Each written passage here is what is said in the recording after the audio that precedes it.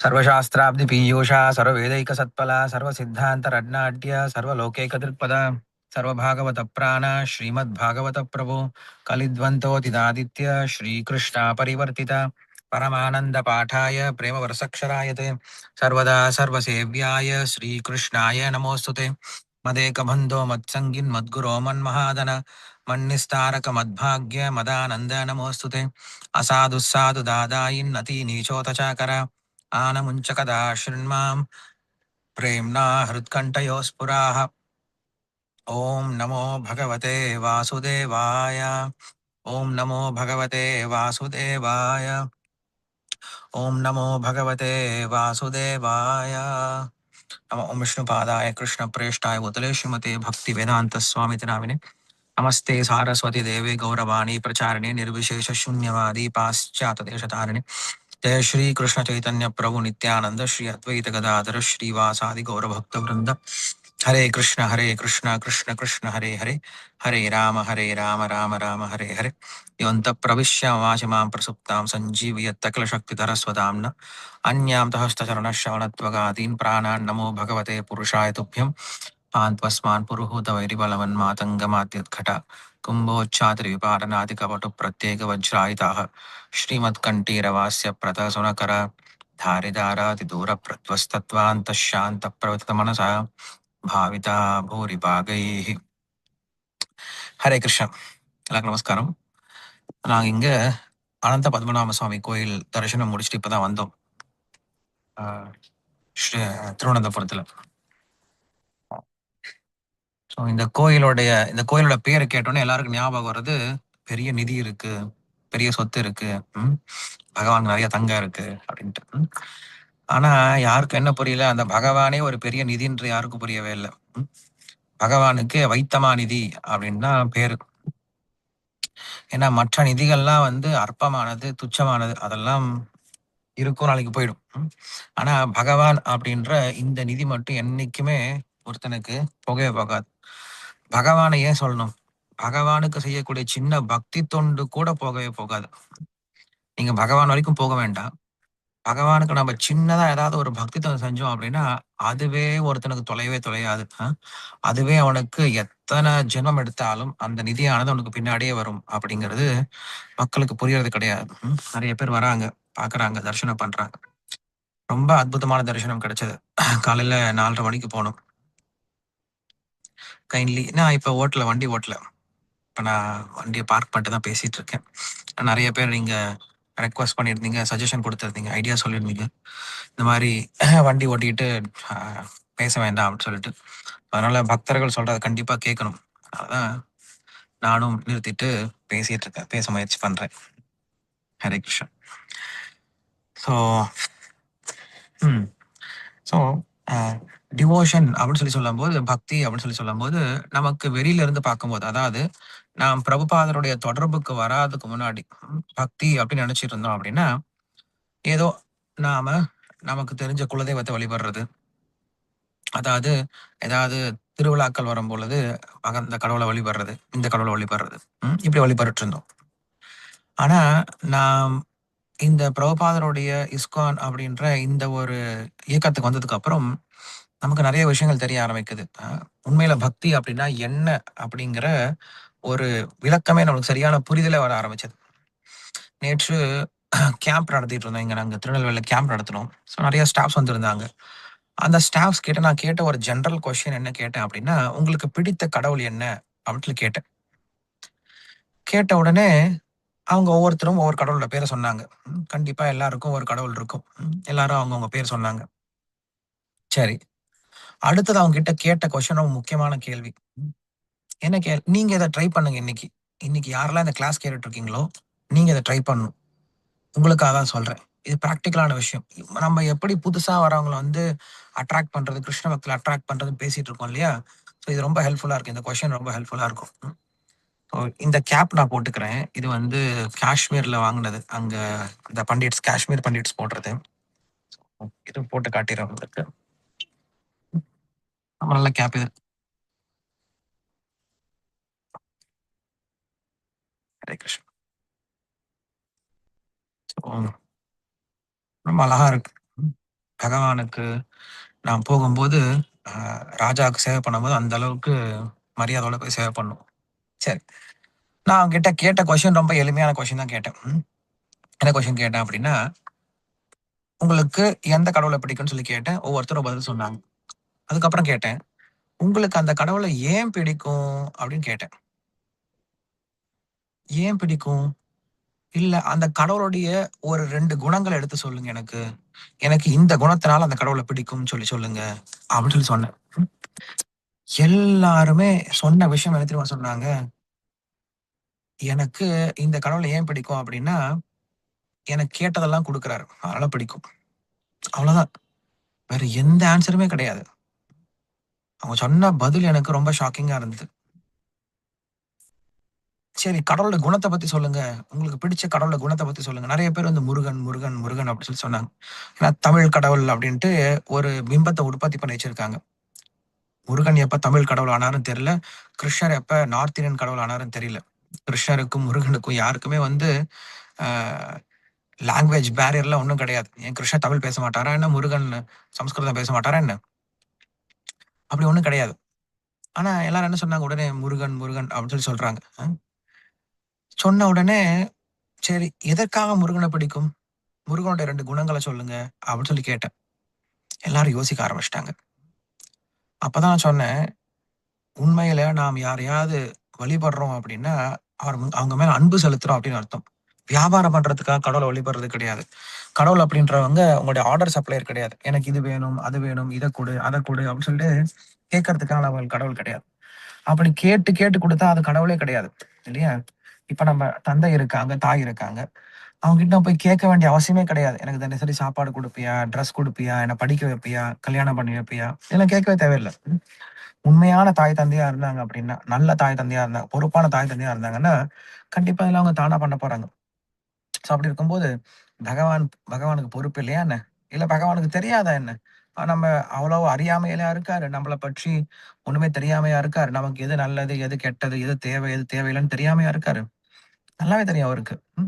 அப்ப பகவான் கிட்ட போய் நம்ம ஒரு விஷயத்த கேட்கிறோம் அப்படின்னா, அது கேட்க தேவையில்ல உண்மையில. அ இல்ல பகவான் கிட்ட நான் இத கேட்டு எனக்கு கிடைக்குது அப்படிங்கிறதுனால தான் கடவுள வழிபடுறேன் அப்படின்னு சொல்லி சொன்னோம் அப்படின்னா, அது சரியான வழிபாடு கிடையாது. அப்பதான் அவங்க புரிஞ்சுக்கிட்டாங்க.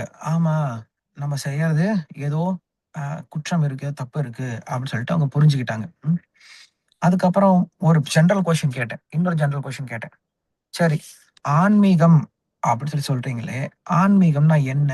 அப்படின்னு ஒரு கொஸ்டின் கேட்டேன். ஆன்மீகம்னா என்ன? நீங்க எத ஆன்மீகம்ன்னு சொல்லி சொல்றீங்க? கோயிலுக்கு போறதையா? பூஜை பண்றதையா? பிரசாதம் சாப்பிடுறதையா? மொட்டை அடிக்கிறதையா? அளவு குத்துறதையா? ஆ தீ மிதிக்கிறதையா? கெடா வெட்டுறதையா? அ எது ஆன்மீகம்ன்னு சொல்லி சொல்லுவீங்க? இப்ப நீங்களும் வந்து என்ன பண்ணலாம்? கீழ கமெண்ட்ஸ் குடுக்கலாம். ஆன்மீகம் என்றால் என்ன? அப்படின்ட்டு யாராவது கொஸ்டின் கேட்கறாங்க. நானே கொஸ்டின் கேட்கிறேன். ஒரே ஒரு வார்த்தையில பதில் சொல்லிடணும். ஏன்னா நம்ம பிரபுபாதர் கிட்ட வந்து படிச்சுட்டு இருக்கோம் அப்படின்னா, அந்த அளவுக்கு பிலாசபிக்கல் நாலேட்ஜ் நமக்கு வந்திருக்கணும் இந்நேரம். நம்ம இத்தன நாளா கிளாஸ் கேட்டுட்டு இருக்கோம். ஸோ ஆன்மீகம் அப்படின்னா பக்தி அப்படின்னு சொல்லி ஒருத்தர் வெங்கட்ராமன் சார் போட்டிருக்காரு. வேற ஆன்மீகம் தமிழ்ச்செல்வி கரெக்ட். மன தூய்மை அடைவத்தான் சரணாகதி self realisation Priya correct. Very good Kumaresan Babu. Hmm. Okay. We are not the body Leelavathi கடவுள் நம்பிக்கை. Okay. Self realisation Padma Swaminathan. Very good answers. தன்னுணர்வு. தன்னுணர்வு யார் சொல்றது? அன்பு, பக்தி, self realisation Harini. Yes. So ஆன்மீகம் அப்படின்னாவே ஒரே டெஃபினேஷன் தான். நான் ஆத்மா அப்படின்றத உணர்றது தான் ஆன்மீகம். நான் இந்த உடல் அல்ல, நான் ஆத்மா அப்படின்னு உணர்றது தான் ஆன்மீகம். இத உணர்வதற்கு எனக்கு எந்த வழிமுறை உதவிகரமா இருக்கோ, அந்த வழிமுறைய நம்ம ஆன்மீக வழிமுறைன்னு சொல்லி சொல்றோம். வேற ஒண்ணும் கிடையாது. நான் இந்த உடல் அல்ல. அப்ப நான் யார்? நான் ஆத்மா. இந்த ஒரு உண்மைய சொல்லிக் குடுக்குது அப்படின்னா, அதான் ஆன்மீகம். எந்த இடத்துல இந்த உண்மைய சொல்லிக் குடுக்கலையோ, அது ஆன்மீகமே கிடையாது. நான் ஆன்மா அப்படின்னு தெரிஞ்சுக்கிறது ஆன்மீகம். நான் ஆன்மான்ற நிலையிலிருந்து செயல்படுவது பக்தி. 2க்கும் வித்தியாசம் புரிஞ்சுக்கோங்க. ஆன்மீகம் அப்படிங்கிறது ஆரம்ப நிலை. அந்த ஆன்மீகத்த நம்ம சரியா புரிஞ்சுக்கிறோம்னா, அடுத்து வர்றது பக்தி. Theoretical knowledge. ஐ அம் ஆத்மா. நான் தான் ஆத்மா அப்படின்னு புரிஞ்சுக்கிறது ஆன்மீகம். இத புரிஞ்சுக்கணும் அப்படின்னாவே நமக்கு கர்மயோகம் தேவைப்படுது. ஞான யோகம் தேவைப்படுது. ம். கிருஷ்ணர் அதான் பகவத்கீதையில சொல்லிக் குடுக்குறார். கிருஷ்ணர் முதல்ல பகவத்கீதையில "நீ ஆத்மா, நீ உடல் அல்ல" அப்படின்னு விஷயத்த சொன்னார். சொன்னதுக்கு அப்புறம் கிருஷ்ணரே மறுபடியும் அர்ஜுனன பார்த்தாரு. "அவ்வளோ எளிமை இல்லப்பா. இந்த ஆத்மாவ புரிஞ்சுக்கிறது கிடையாது. புரிஞ்சுக்கிறது எளிமை கிடையாதுப்பா. ஆச்சரியவத் பஷ்யதி கஷ்டிதேனம் ஆச்சரியவத் வததி ததைவ சான்யः ஆச்சரியவத் சைனம் அன்ன ஷృణோதி ஸ்ருத்வாப்யேனம் வேதன செய்வ கஷ்டித்." இந்த ஆத்மாவை ஒரு சிலர் ரொம்ப ஆச்சரியமா வர்ணிப்பாங்க. இந்த ஆத்மாவை ஒரு சிலர் ஆச்சரியமா பார்ப்பார்கள். இந்த ஒரு சிலர் ரொம்ப ஆச்சரியமா கேட்பார்கள். இருந்தாலும் இந்த ஆத்மாவை உணர்வது ரொம்ப கம்மிதான்ப்பா அப்படின்னு சொல்றார். அப்ப ஆத்மாவ நம்ம கேட்கலாம், ஆத்மா பத்தி படிக்கலாம், ஆத்மா பத்தி பேசலாம். ஆனா ஆத்மாவை உணர்வது, நான் இந்த உடல் அல்ல ஆத்மான்னு உணர்வது ரொம்ப கஷ்டம். அந்த உணர்வுக்கு என்ன வேணும் அப்படின்னா, மன தூய்மை வேணும், அகத் தூய்மை வேணும், பற்றின்மை வேணும், ஞானம் வேணும். இதெல்லாம் எப்படி வரும்? அ நாம் நம்முடைய ஸ்வதர்மத்தை செய்வதனால, கொஞ்சம் கொஞ்சமா நம்முடைய மனம் தூய்மை அடைந்து, அ பற்றுதலிருந்து விலகி, வைராக்கியம் பிறந்து, அதன் பிறகு அவனுக்கு என்ன கிடைக்கும்? தன்னுணர்வு கிடைக்கும். ஸோ கிருஷ்ணர் பகவத்கீதையில இந்த விஷயம் தான் பேசுறார். முதல் 6 அத்தியாயங்கள்ல அவர் பேசக்கூடிய விஷயம் இதுதான். என்னது? "நீ இந்த உடல் அல்ல, ஆத்மா அப்படிங்கிறத உணர்வதற்கு உனக்கு இந்த கர்மயோகம் தேவை." ஏன்னா இந்த கர்மத்தினால தான் நான் இந்த உடல் அப்படின்னு இடத்துல வாழ்ந்துட்டு இருக்கோம். நல்லா புரிஞ்சுக்கோங்க. நம்முடைய கர்மத்தினால தான், நாம் செய்யக்கூடிய கர்மத்தினால தான், நான் இந்த உடல் அப்படின்ற எண்ணத்துல வாழ்ந்துட்டு இருக்கோம். நாம் நெனச்சாலுமே நம்மளால ஆத்மாவ புரிஞ்சுக்க முடியல. உணர முடியல. என்ன காரணம்? நான் தான், எனக்கு தான், என்னால தான், நான் தான், எனக்கு தான், என்னால தான் அப்படின்ற இந்த உணர்வு என்ன பண்ணுதுன்னா, நான் ஆத்மா அப்படிங்கிற அந்த உணர்வை மறைச்சிடுது. அப்ப கர்மயோகத்த பண்றதுனால நம்ம என்ன பண்றோம்? இந்த மறைவ கொஞ்சம் கொஞ்சமா எடுக்கிறோம். இந்த கவரிங்க நம்ம எடுக்கிறோம். என்ன கவரிங் எடுக்கிறோம்? நான் அல்ல, அவன். என்னால் அல்ல, அவனால். எனக்காக அல்ல, அவனுக்காக. இந்த 3 விஷயத்த நமக்கு உணர்த்தது கர்மயோகம். இத நம்ப படிப்படியா உணர்ந்து புரிஞ்சுக்கிட்டோம் அப்படின்னா, அதுக்கு பேர் ஞான யோகம். கர்மயோகம் அப்படிங்கிறது ஆரம்ப நிலை. அந்த ஆரம்ப நிலை அப்படியே கொஞ்சம் கொஞ்சம் வளர வளர அது ஞான யோகமா முடியுது. இந்த விஷயம் தான் முதல் 6 அத்தியாயத்துல கிருஷ்ணர் பகவத்கீதையில ரொம்ப ஸ்பஷ்டமா சொல்லிக் குடுக்கிறார். நீ ஆத்மா என்பதை உணர்வதற்கு உனக்கு 3 விதமான தியாகங்கள் வேண்டும். மம அக ஆ அ மமதா தியாகம். ம். அதுக்கப்புறம் அ அதாவது அ அகங்கார, மமகார, பலகார தியாகங்கள் வேணும் அப்படின்னு சொல்றாரு. அகங்கார தியாகம் நான் தான் செய்றேன். அகங்கார, மமகார என்னுடையது, பல தியாகம் எனக்காக. இந்த 3 தியாகங்கள் செஞ்சுட்டு செய்யணுமாம். இந்த 3 எண்ணங்களோட செய்யும்போது நான் இந்த உடல் அப்படின்ற ஒரு பாண்டிங்குள்ள வந்துடுறேன். எக்ஸாம்பிள் சொல்றேன் உங்களுக்கு. ஒரு போர் வீரன், மிலிட்டரி வீரன். அவன் சண்டை போடுறான். சண்டை போடும்போது அவன் என்ன நினைச்சு சண்டை போடுறான்? இது என்னுடைய போர் அல்ல. இது நாட்டினுடைய போர். இந்த போரை செய்பவன் நான் அல்ல. நாடு தான் போர் செய்யுது. இந்த போருடைய பலன் நாட்டுக்காக. நான் யார்? வெறும் கருவிதான். அவ்வளவுதானே. ஒரு கேஷியர் எண்ணிட்டு இருக்காரு. பணத்த எண்ணிட்டு இருக்காரு. பணத்த எண்ணாம என்ன பண்றாரு? இது என்னுடைய பணம் கிடையாது. கவர்மெண்ட்டுது. இந்த வேலை என்னுடைய வேலையும் கிடையாது. கவர்மெண்ட்டோட வேலை பண்ணிட்டு இருக்கேன். இது எனக்காக கிடையாது. இது கவர்மெண்ட்டுக்காக பண்ணிட்டு இருக்கேன். அவ்வளவுதான். நான் யாரு? வெறும் கருவிதான். இந்த எண்ணத்தோட என்ன பண்றாரா? வேலை பண்ண ஆரம்பிக்கிறார். அப்போ ஒரு பிரச்சனையும் கிடையாது. இதுவே அந்த ஆர்மி ஆபீசர் கொலை பண்ற மாரி. பக்கத்து வீட்ல இருந்து ஒருத்தர கொலை பண்றாரு. சுட்டு கொன்னுட்டார். கொன்னுட்டார் அப்படின்னா, அவர தூக்கி உள்ள போட்டுருவாங்க. ஏன்? அவர் தனக்காக கொன்னுகிட்டார். அ தன்னுடையது இந்த பிரச்சனை அப்படின்னு நினைச்சு கொன்னார். இல்லையா? தன்னால ஒரு விஷயத்த செஞ்சார். அப்ப கவர்மெண்ட்டுக்காக செய்யல. அப்ப என்ன ஆகுது? அங்க பந்தம் ஏற்படுது. ஜெயில்ல போட்டுறாங்க. பந்தம் ஏற்படுது. எப்ப விடிவு ஏற்படுது? நாட்டுக்காக உழைக்கும் பொழுது. இல்லையா? ஸோ அதே போல நாம் இந்த உலகத்துல செயல்படும் பொழுது, என்னுடையது, எனக்காக, என்னால் அப்படின்னு எண்ணத்தோட செயல்பட்டோம் அப்படின்னா, அது கர்ம பந்தமா மாறி போயிடும். இந்த கர்ம பந்தத்தினால நான் ஆத்மா அப்படிங்கிறத உணர உணர முடியாது. மறந்து போயிடுவேன். நீங்க ஜெயிலுக்கு போயிட்டீங்கன்னா, உங்களுக்கு ஒரு உங்களுக்கு ஒரு நம்பர் குடுத்துருவாங்க. அவ்வளவுதான் உங்களோட அடையாளம். ஆ நம்பர் 102, நம்பர் 105 அப்படின்னு தான் கூப்பிடுவாங்க. உங்க பேர சொல்லியே கூப்பிட மாட்டாங்க. பேரே மறந்து போயிடும் உங்களுக்கு. அப்படியே உள்ளயே சுத்திட்டே இருக்க வேண்டியதுதான். ம். அந்த ஜெயில்லயே. அப்ப நாம் இந்த உடல் அல்ல ஆத்மா அப்படிங்கிறதை உணர்வதற்கு நமக்கு எது தேவைப்படுது? ஆன்மீகம் தேவைப்படுது. சரி, நான் ஆத்மான்னு உணர்ந்துட்டேன். அடுத்தது என்ன பண்ண போறேன்? அந்த ஆத்மாவுடைய குணம் என்னது? ஆத்மாவுடைய குணம் கிருஷ்ணருடைய தொண்டன். கிருஷ்ணருக்காகவே இருக்கக்கூடியவன் தான் ஆத்மா. கிருஷ்ணருடைய சேவைக்காக, கிருஷ்ணருடைய தொடர்புலயே இருக்கக்கூடியது ஆத்மா. அப்ப அடுத்தது என்ன பண்ண போறான் அவன்? கிருஷ்ணருக்கு சேவை பண்ண போறான். அவ்வளவுதானே. சோ கிருஷ்ணருக்கு பண்ணக்கூடிய சேவை தான் நம்ம என்ன சொல்றோம்? பக்தி அப்படின்னு சொல்றோம். ஆத்மா ஆரம்ப நிலை, பக்தி உயர்ந்த நிலை. ஆன்மீகம் அப்படிங்கிறது ஆரம்ப நிலை, பக்தி அப்படிங்கிறது அதுவே ஆன்மீகமே முற்றிய பிறகு அது பக்தின்னு சொல்றோம். ஒரு சிலர் என்ன பண்ணுவாங்கன்னா, ஆன்மீகத்தோட நிறுத்திருவாங்க. நான் ஆத்மா அப்படிங்கிறத மட்டும் நிறுத்திருவாங்க. அதுக்கு மேல போமாட்டாங்க. நான் ஆத்மா அப்படிங்கிறத உணர்ந்துட்டாங்க அப்படின்னா, அது போதும் அப்படின்னு நினைச்சுக்கிறாங்க. கிடையாது. நான் ஆத்மா அப்படிங்கிறத காட்டிலும் எனக்கு இன்னொரு நிலை இருக்கு. அது என்னது? இந்த ஆத்மா பரமாத்மாவுக்கு சொந்தம். இந்த ஆத்மா பரமாத்மாவிற்கு சேவை செய்யணும். அப்படிங்கிறத உணர்ந்து, அந்த பரமாத்மாவுக்கு சேவை செய்ய ஆரம்பிச்சாங்கன்னா, அதான் நம்ம என்ன சொல்றோம்? பக்தின்னு சொல்றோம். அப்ப யோசிச்சு பாருங்க. நாம் எந்த அளவுக்கு பிரபுபாதர் கிட்ட வந்த பின்னாடி விஷயங்கள தெரிஞ்சிருக்கோம் அப்படின்னு சொல்லிட்டு. அப்படி இல்லன்னா, மக்கள் எல்லாரும் போறாங்க, வராங்க. கோயிலுக்கு நெறைய கூட்டம் போயிட்டு வந்துட்டு தான் இருக்காங்க. பட் அவங்களுக்கு ஐடியா இல்ல. ஆன்மீகம்னா என்ன? பக்தி அப்படின்னு ஐடியா இல்ல. ஸோ நம்முடைய கடமை என்ன அப்படின்னா, கண்டிப்பா நமக்கு தெரிஞ்ச இந்த விஷயங்கள கொஞ்சம் கொஞ்சமா நம்மளுக்கு தெரிஞ்சவங்களுக்கு என்ன பண்ணும்? இத நம்ப ஷேர் பண்ண ஆரம்பிக்கணும். அப்படி இல்லன்னா, இந்த ஆன்மீகம் இப்ப நாங்க வந்து எங்க அ அனந்த பத்மநாப சுவாமி கோயில்ல தரிசனம் முடிச்சுட்டு, இங்க வந்தோம். பரசுராம க்ஷேத்திரம் ஒண்ணு இருக்கு இங்க திருவனந்தபுரத்திலேயே. அந்த பரசுராம க்ஷேத்திரத்த பார்க்கறதுக்காக வந்தோம். இன்னைக்கு பயங்கரமான கூட்டம். யூசுவலா இந்த மாரி கூட்டமே இருக்காதாம். இந்த கோயில் ரொம்ப ஃப்ரீயா தான் இருக்குமாம். இன்னைக்கு பார்த்தா ரோடெல்லாம் வண்டியா நிக்குது. எங்க பார்த்தாலும் வண்டியா நிக்குது. பயங்கரமான ரஷ்ஷு. என்னடா ரஷ்ஷு அப்படின்னு சொல்லிட்டு சர்ச் பண்ணி பார்த்தேன். இன்னைக்கு ஆக்சுவலா அமாவாசை. ஸோ அமாவாசைக்கு இங்க பித்ரு தர்ப்பணம் குடுக்கறதுக்காக வருவாங்களாம். மூதாதையர்களுக்கு தர்ப்பணம் குடுக்கறதுக்காக வருவாங்களாம். ஸோ தர்ப்பணம் இங்க இங்க மட்டும் கிடையாது. அதேபோல ஜனார்தன சுவாமி கோயில் இங்க ஒண்ணு இருக்கு பக்கத்துல. ஆ வர்க்கலா அப்படின்ற இடத்துல ஜனார்தன சுவாமி கோயில் இருக்கு.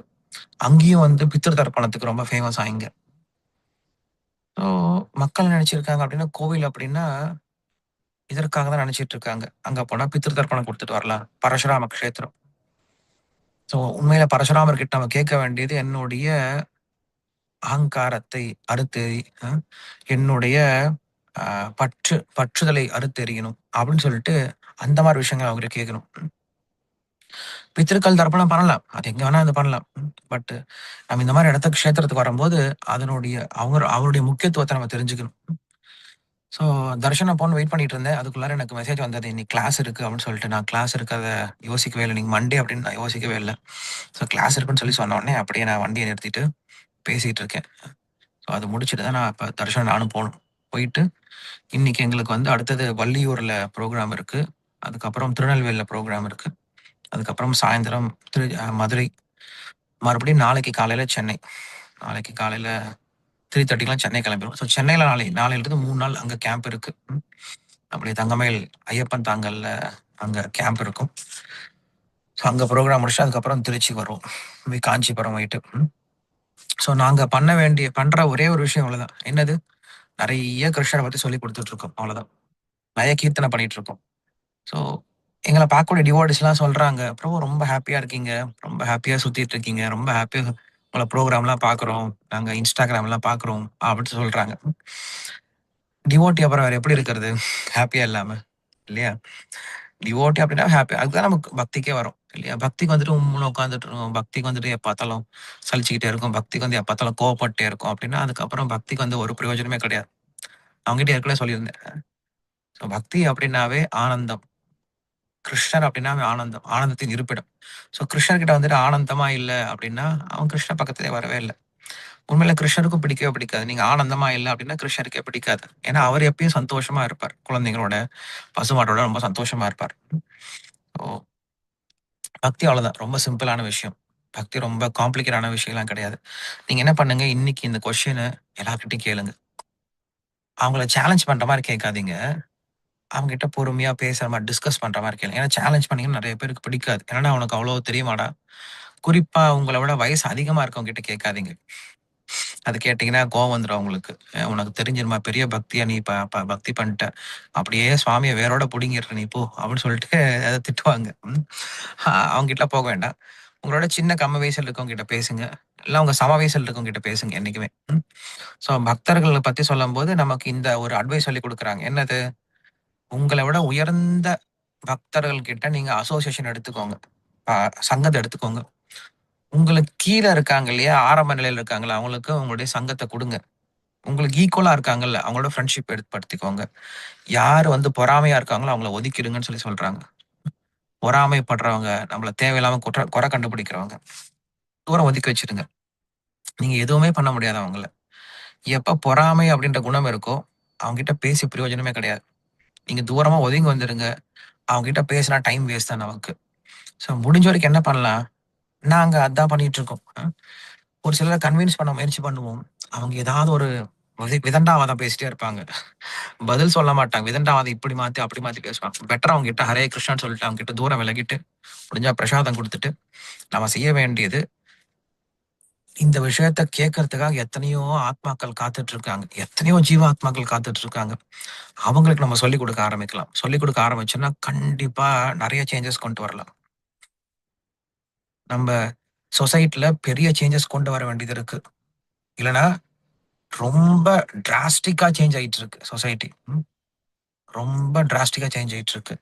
இன்னைக்கு இருக்கக்கூடிய யங்ஸ்டர்ஸ பார்த்தோம் அப்படின்னா, இது எங்க போய் முடியும்? அ இது அ கிருஷ்ணர் மறுபடியும் அவதாரம் எடுக்கணுமான்ற லெவலுக்கு போயிட்டு இருக்கு. அந்த அளவுக்கு ரொம்ப மோசமா போயிட்டு இருக்கு. இப்படி போனதுன்னா என்ன தெரியுமா ஆகும்? வேற ஒண்ணும் ஆகாது. நமக்கு அன்றாட சாப்பாடே கிடைக்காது. இயற்கை என்ன பண்ணும் அப்படின்னு எல்லாத்தையும் க்ளோஸ் பண்ண ஆரம்பிச்சுரும். இப்பவே வந்து நம்ம எல்லாத்துக்கும் கஷ்டப்பட்டுட்டு தான் இருக்கோம். ரொம்ப ஃபெர்டிலைசர்லாம் போட்டு, ரொம்ப உரம்லாம் போட்டு, கெமிக்கல்லாம் போட்டு நம்ப விளைய வச்சுட்டு இருக்கோம். நெறைய வந்து வெளில இருந்து தான் இம்போர்ட் பண்ணிட்டு இருக்கோம். ஸோ ரீசன் என்ன அப்படின்னா, தர்மம் ரொம்ப குறைஞ்சுகிட்டே இருக்கு. ஸோ தர்மம் குறைஞ்சது அப்படின்னா, நம்மளுக்கு 3 வகையில பிரச்சனை வரும். 1 நோய் வரும். 2வது பெரிய போர் வரும். 3வது பஞ்சம் வரும். ஸோ நம்ம 3த்தையும் உலகம் பார்த்துட்டு இருக்கு. கொரோனா அப்படின்ற ஒரு நோய் வந்தது.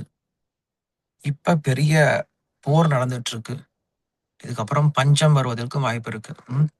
ஸோ அதற்கு முன்னாடி நம்ம என்ன பண்ணணும்? கொஞ்சமாவது பக்தி செய்ய ஆரம்பிக்கணும். பிரபுபாத் சொல்றாரு, குறைஞ்சபட்சம் 1% பக்தி பண்ணா போதும்ன்னு சொல்லி சொல்றாரு. உலகத்துல. உலக பாப்புலேஷன்ல எத்தன கோடி மக்கள் இருக்காங்க. அத்தன கோடி மக்கள்ல வெறும் ஒரே 1% 1% பக்தி பண்ணா போதும். அந்த 1% அந்த நாட்ட காப்பாத்தும்ன்னு சொல்லி சொல்றாரு. இப்ப நீங்க உங்க ஊர்ல யோசிச்சு பாருங்க. உங்க ஊர்ல எத்தன பேர் இருக்காங்கன்னு யோசிச்சு பாருங்க. 10,00,000 பேர் இருக்காங்க அப்படின்னா, அந்த 10,00,000 பேர்ல குறைஞ்சபட்சம் ஒரு 10,000 பேராவது பகவானோட பேர சொல்லணும். தினமும். உங்க டார்கெட் அப்படியா இருக்கணும். தினமும் 10,000 பேர நம்ம என்ன பண்ணணும்? தினமும் இந்த ஹரே கிருஷ்ண மந்திரம் சொல்ல வைக்கணும். அதற்குண்டான வொர்க் பண்ண ஆரம்பிக்கணும்.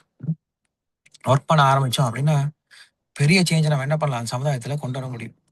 இது யாரு கொண்டு வரது? ராஜாக்கள் கொண்டு வர போறது கிடையாது. அரசாங்கம் கொண்டு வர போறது கிடையாது. கோவில்கள் கொண்டு வர போறது கிடையாது. எந்த கோயில்லயும் இந்த மாரி பண்ணல. இப்ப நாங்க பத்மநாப சுவாமி டெம்பிளுக்கு போனோம். எங்கேயுமே நாம சங்கீர்த்தனம் கிடையாது. எங்கேயும் பகவானோட பேர சொல்றது கிடையாது. எல்லாரும் போறாங்க, வேடிக்கை பார்க்குறாங்க, வராங்க. பகவான பத்தி யாரும் எடுத்து சொல்றது கிடையாது. ம். ஸோ நம்ம மத்தவங்கள சொல்லி பிரயோஜனம் கிடையாது. இப்ப ஏதோ வந்து எக்ஸிபிஷன் பார்த்துட்டு போற மாரி பார்த்துட்டு, பார்த்துட்டு, எட்டி, எட்டி பார்த்துட்டு, பார்த்துட்டு போயிடுறாங்க. ஆனா, அத எப்படி கன்டின்யூ பண்றது? எப்படி பக்தி பண்றது? யாரும் சொல்லிக் குடுக்குறது கிடையாது. ஸோ இங்க உட்காந்துருக்கக்கூடிய நீங்க, நம்மள மாரி பக்தர்கள்லாம் என்ன பண்ணணும் அப்படின்னா, கொஞ்சம் சிரமம் எடுத்து நம்ம இந்த விஷயங்கள சொல்லிக் குடுக்கணும். எஸ் நமக்கும் வேலை இருக்கு. ஆனா வேலை மட்டுமே பார்க்கறது நம்ம வேலை இல்ல. நம்ம இப்ப கொஞ்சம் கிருஷ்ணருக்காக ஏதாவது வேலை செஞ்சாகணும். நான் பக்திக்கு வரத்துக்கு முன்னாடி எப்படி இருந்தேன்? இப்ப பக்தி செய்யும்போது எப்படி இருக்கேன்? நீங்களே உங்கள ஆலோசனை பண்ணி பாருங்க. எவ்வளவு நேரத்த நான் கிருஷ்ணருக்காக குடுக்குறேன்? எவ்வளவு நேரம் இந்த பக்தி விஷயங்கள மத்தவங்களுக்கு சொல்லிக் குடுக்கறதுக்காக குடுக்குறேன்? 2மே முக்கியம். உங்களுடைய நேரம் கிருஷ்ணருக்கு குடுக்கணும். அதேபோல மத்தவங்களுக்கும் கிருஷ்ண பக்தி குடுக்கறதுக்கு நேரம் குடுக்கணும். 2 விஷயத்த நேரம் குடுக்கணும். உங்க பக்தியை வளர்த்துக் கொள்வதற்கு கொஞ்ச நேரம், மற்றவங்களுக்கு கிருஷ்ண பக்தி குடுக்கறதுக்கு கொஞ்ச நேரம். அது எப்படி வேணா சொல்லிக் குடுக்கலாம் நீங்க. நான் நெறைய இப்ப ஒரு சில பக்தர்கள் சொன்னாங்க எங்களுக்கு. வீட்டு பக்கத்துல இருக்கக்கூடிய பசங்கள கூப்ட்டு நாங்க உங்களுக்கு மந்திரம் சொல்லிக் குடுக்குறோம். ஸ்லோகம் சொல்லிக் குடுக்குறோம். சொல்லிக் குடுக்கலாம். நீங்களே ஆன்லைன்ல என்ன பண்ணலாம்? இந்த மாரி ஒரு 10 பேர கூப்பிட்டு வச்சு, நீங்களே ஆன்லைன்ல சொல்லிக் குடுக்கலாம். உங்களுக்கு தெரிஞ்ச ஃபிரெண்ட்ஸு, ஃபேமிலீஸ் அவங்களுக்கு சொல்லிக் குடுக்கலாம். இல்ல புஸ்தகம். ஏதாவது கல்யாணம் நடக்குது அப்படின்னா, அந்த கல்யாணம் வீட்ல அந்த மாப்பிள்ளை இல்ல பொண்ணு வீட்டுக்காரங்கிட்ட போயிட்டு, இந்த மாரி எல்லாருக்கும் நீங்க மஞ்ச பை போட்டு குடுப்பீங்க. அந்த மஞ்ச பையில ஒரு தேங்காயும், ஒரு ஆரஞ்சு பழமும் போட்டு குடுப்பீங்க. தேங்காயும் யாரும் சாப்பிட முடியாது. அந்த ஆரஞ்சு பழமும் யாரும் சாப்பிட மாட்டாங்க. அதுக்கு பதிலா ஒரு சின்ன புக்காவது குடுங்க. கிருஷ்ணர பத்தி ஒரு சின்ன புக் குடுங்க. பிரபுபாதருடைய புஸ்தகம். இல்லையா, ஹரே கிருஷ்ண மந்திரம் கார்டு போட்டு ஒரு கார்டு மட்டும் குடுங்க. அ இந்த ஒரு சின்ன சேவை பண்ணுங்கன்னு சொல்லுங்க. எப்படியும் 500, 600 பேரு கண்டிப்பா வருவாங்க. பேக்க போட்டு குடுப்பாங்க. அப்ப என்ன பண்ணலாம்? ஒரே சமயத்துல நம்ம 500, 600 புஸ்தகத்த வித்துடலாம். இல்ல கொஞ்சம் நல்லா இருக்கக்கூடிய மக்களா இருக்காங்க அப்படின்னா, அவங்க கிட்ட ஸ்ரீமத் பாகவத்த பத்தி எடுத்து சொல்லுங்க. ஸ்ரீமத் பாகவத புராணம் எவ்வளவு முக்கியம்? அது எப்படி வேதத்தினுடைய சாரமா இருக்கு? அந்த பாகவத புராணம் எல்லார் வீட்லயும் கண்டிப்பா இருக்கணும். முதல்ல உங்க எல்லார் வீட்லயும் இருக்கான்னு யோசிச்சு பாருங்க. இல்லன்னா எல்லார் வீட்லயும் பாகவதம் ஒரு செட் வாங்கி வைங்க. வெங்கட்ராமன் பிரபு வீட்ல இருக்கு. ம். யார் வீட்ல இல்லையோ தயவு செஞ்சு எல்லாரும் வாங்குங்க. எக்ஸ்சேஞ்ச் ஆஃபர் நாங்க பண்றோம். உங்க வீட்ல இருக்கிற டிவிய கொண்டு வந்து குடுத்துட்டு பாகவதம் வாங்கிட்டு போலாம். அதெல்லாம் கேட்டா யாரும் குடுக்க மாட்டா சார். டிவின்னு சும்மாவா எங்க வீட்ல ஃபிளாட் டிவி வச்சிருக்கோம். ரூ. 1,00,000 டிவி, ரூ. 2,00,000 டிவி. வீட்ல எல்லார் வீட்லயும் டிவி வச்சிருக்கோம் முன்னாடி. என்டர் ஆன உடனே ஃபர்ஸ்ட் பெரிய டிவி தான் இருக்கு. ஆனா அந்த காலத்துல என்டர் ஆன உடனே சுவாமி தான் இருப்பாங்க. இன்னைக்கு நம்ம வீடே அப்படிதான் கட்டுறோம். ஹால்ல முக்கியமான இடத்துல இருக்கிறது டிவி. எங்கேயோ மூலையில இருக்கிறது சாமி. ம். ம். சுவாமி ரூம் எங்கேயோ மூலையில வச்சிருப்பாங்க. கிடையாது. வீட்டு ஓனர் வந்து சுவாமி தான். டிவி கிடையாது. டிவி தேவையே இல்ல. நீங்க யாரும் டிவி பார்க்கறதில்லன்னு வச்சுக்கோங்களேன். எல்லார் கையிலயும் ஃபோன் இருக்குன்னு வச்சுக்கோங்களேன். பட் டிவி ஒரு அத்தியாவசியமான பொருளா மாறும். எல்லார் வீட்லயும் கண்டிப்பா ஒரு டிவி இருக்கணும் அப்படின்ட்டு. ஸோ சொல்ல வந்த விஷயம் என்ன? எல்லார் வீட்லயும் ஸ்ரீமத் பாகவதம் இருக்கணும். மொத்த வேதத்துடைய சாரம் அப்படின்னு சொல்றாங்க. 18 புஸ்தகம். எவ்வளோ இருக்கும்? மொத்த வேதத்துடைய சாரம் தானே. ரொம்ப காஸ்ட்லியா இருக்கும் இல்லையா? அ எப்படியும் ஒரு ரூ. 5,00,000 இருக்குமா? இல்ல. ம். ரூ. 5,00,000 இல்லையா? சரி ஒரு ரூ. 3,00,000 இருக்குமா? இல்ல சார். ஒரு ரூ. 1,00,000 இருக்குமா? இல்ல சார். ரூ. 50,000 இல்ல சார். ரூ. 10,000 இல்ல சார். வெறும் ரூ. 8,500 வெறும் ரூ. 8,500 இன்னைக்கு ஒரு சாதா டப்பா செல்ஃபோனே ரூ. 8,500 கிடைக்காது. அதுவே இன்னைக்கு ரொம்ப காஸ்ட்லி ஆயிடுச்சு. ஆனா என்னமோ பக்தி விஷயம் தான் இன்னும் சீப்பா கிடைச்சிருது. சீப்பா கிடைக்கிறதுனால தான் யாருக்கும் பிடிக்க மாட்டேங்குது. அதையும் காஸ்ட்லி பண்ணிட்டோம் அப்படின்னா எல்லாரும் கண்ண தொட்டு வாங்கிட்டு போவாங்க. நம்ம ஃப்ரீயா குடுக்குறோம், சீப்பா குடுக்குறோம். எனிவே தயவு செஞ்சு வாங்கி வைங்க. நெறைய பேர் வீட்ல இருக்குன்னு சொல்றீங்க. இருக்குது அப்படின்னா, இனிமேல நீங்க ஒருத்தருக்கு பிரச்சாரம் செஞ்சு வாங்க சொல்லணும். மாசம் ஒரு பாகவதம் செட் அப்படின்னு டார்கெட் வச்சுக்கோங்க. நெறைய ஃப்ரெண்ட்ஸ் இருப்பாங்க. நீங்க உங்க ஃபோன் எடுத்து பார்த்தீங்கன்னா, நெறைய ஃப்ரெண்ட்ஸ் இருக்காங்க. நெறைய ஃபேமிலி ஃப்ரெண்ட்ஸ் இருக்காங்க. ஸோ என்ன பண்ணலாம்? அவங்ககிட்ட ஹாலில் சுவாமி புகைப்படம் வைக்கலாமா? எஸ். ஹால்ல, கிச்சன்ல, பெட்ரூம்ல எல்லா இடத்துலயும் வைக்கலாம். பெட்ரூம்ல வைக்கலாமா? வைக்கலாமே! அவருக்கு தெரியாத என்ன இருக்கு? ஏன் பெட்ரூம்ல நீங்க வந்து இருட்டா இருந்தாலே பகவான் பார்த்துட்டு தான் இருப்பாரு. உங்க இதயத்திலே பகவான் தான் இருக்காரு. அவருக்கு எல்லாம் தெரியும். அவர்ட்ட மறைக்க வேண்டிய விஷயம் அப்படின்னு ஒண்ணுமே கிடையாது. தாராளமா வைக்கலாம். எனிவே ஸோ பாகவதம் அப்படிங்கிறது ரொம்ப முக்கியம். ஸோ என்ன பண்ணுங்க எல்லாருமே, பாகவதம் முதல்ல வாங்கி வைங்க உங்க வீட்ல. உங்க வீட்ல முதல்ல வாங்கி வைங்க. அப்படி இருக்கு அப்படின்னா, மத்தவங்களுக்கு சொல்லிக் குடுங்க. அட்லீஸ்ட் குறைஞ்சபட்சம் ம், ஒரு மாசத்துக்கு ஒரு பாகவதம் செட் அப்படின்னு விற்க விற்க முயற்சி பண்ணுங்க. இன்ஸ்டால்மென்ட்ல வாங்கி குடுங்க. ஸோ இது நீங்க பண்ணலாம். ஸோ இந்த மாரி காரியங்கள் நம்ம பண்ண பண்ண தான் பிரச்சாரம் அதிகமாகும்.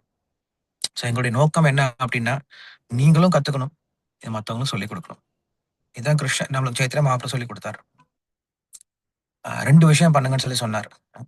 முதல்ல உங்களுடைய வாழ்க்கைய நீங்க பூரணத்துவமாக்கிக்கோங்க. அடுத்து மத்தவங்களுக்கு ஹெல்ப் பண்ணுங்க அப்படின்னு சொன்னாரு. இது 2யும் பண்ண முயற்சி பண்ணுங்க. கண்டிப்பா ஏதாவது ஒரு நம்ம சமுதாயத்துல கொண்டு வர முடியும். ஸோ எல்லாருக்கும் ரொம்ப ரொம்ப நன்றி. மறுபடியும் உங்க எல்லாருமே நானு அடுத்த ப்ரோகிராம்ல